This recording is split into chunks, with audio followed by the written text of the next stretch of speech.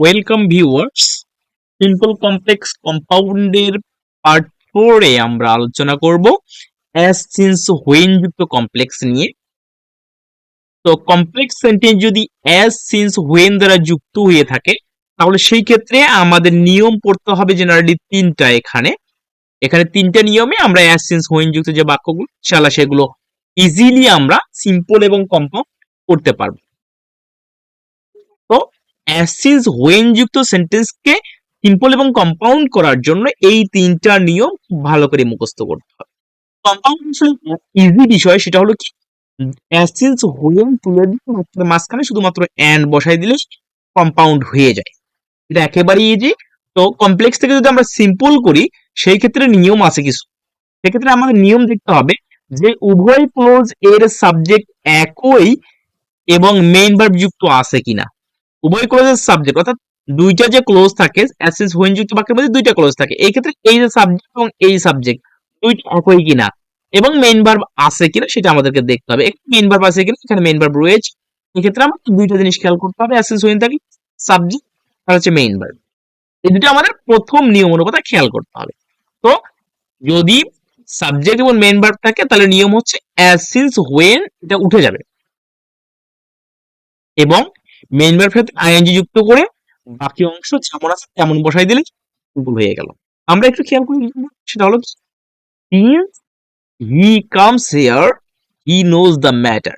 যেহেতু সে আসে, যেহেতু সে এখানে আসে সে বিষয়টি জানে, তাহলে coming here he knows the matter, সে এখানে এসে বিষয়টা জানে। তাহলে এখন বিষয় দেখা যাচ্ছে যে ইজ সিন্স এসেন্স হোয়েন উঠে গেল এবং মেইন ভার্বের সাথে আইএনজি যুক্ত করে বাকি অংশ একেবারেই এটা ইজি। এটার তুল্য ইজি আর কোনোটাই মনে হচ্ছে, আমার কাছে মনে হয় না যে আছে। তো একেবারে ইজি।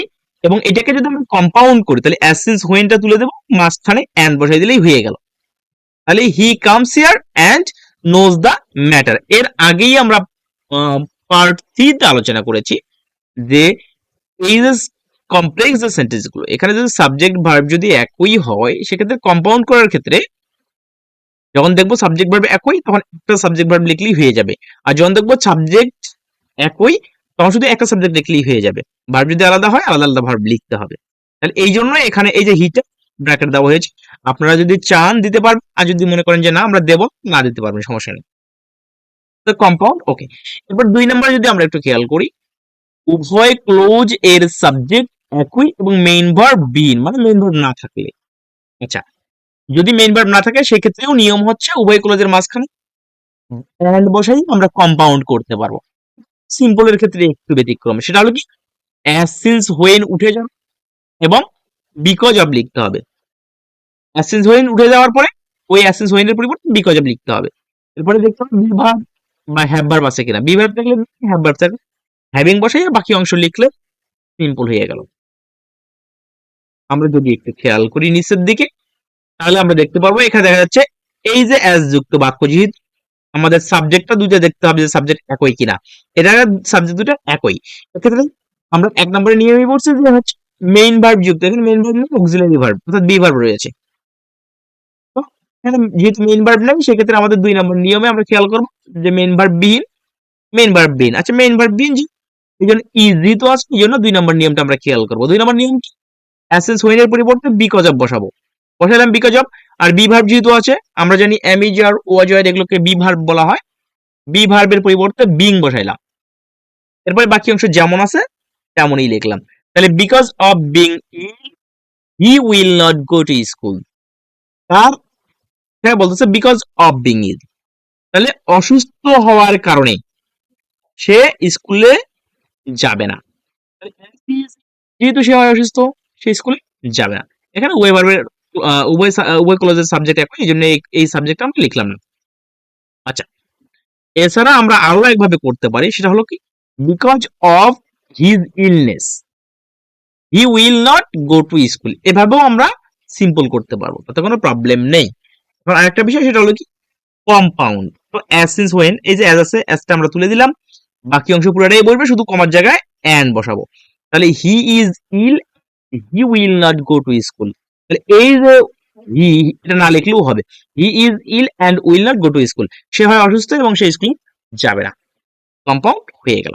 নেক্সট, অ্যাসেন্স হোয়েন যুক্ত বাক্যটা বা ক্লোজটা যদি উভয় ক্লোজের সাবজেক্ট আলাদা হয়। দেখা যাচ্ছে যে ক্লোজটা, দুইটা ক্লোজ থাকবে অ্যাসেন্স হোয়েন যুক্ত, প্রথম ক্লোজটা এবং দ্বিতীয় ক্লোজটা সাবজেক্ট যদি আলাদা হয়, সেক্ষেত্রে নিয়ম হচ্ছে অ্যাসেন্স হোয়েন উঠে যাবে এবং সাবজেক্ট যা আছে তাই বসবে এবং মেইন ভার্বের সাথে আইএনজি যুক্ত করে বাকি অংশ লিখতে হবে।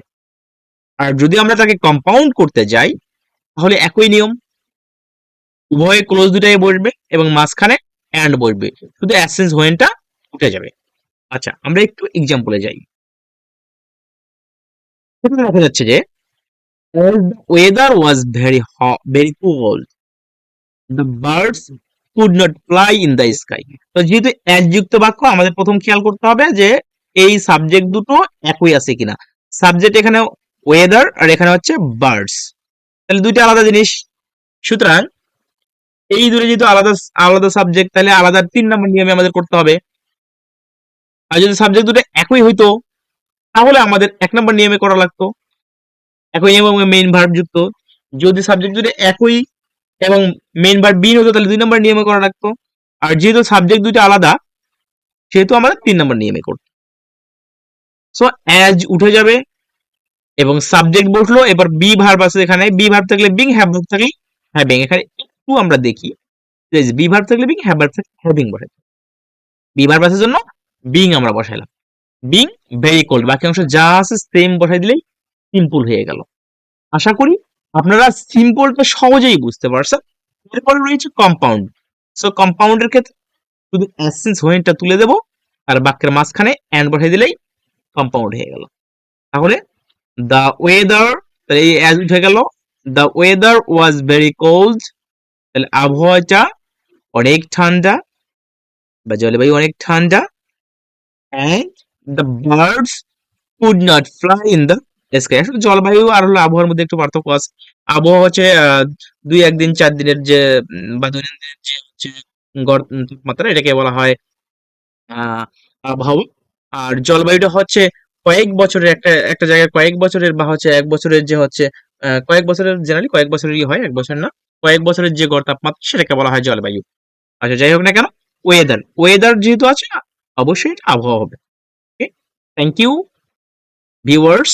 আপনারা, আশা করি এই সিম্পল কমপ্লেক্স কম্পাউন্ডের যে নিয়মগুলো রয়েছে, এগুলো যদি ভালো করে মুখস্থ করে ফেলেন, তাহলে আপনাদের সিম্পল কমপ্লেক্স কম্পাউন্ড একেবারে পানির মতো ইজি হয়ে যাবে ইনশাল্লাহ।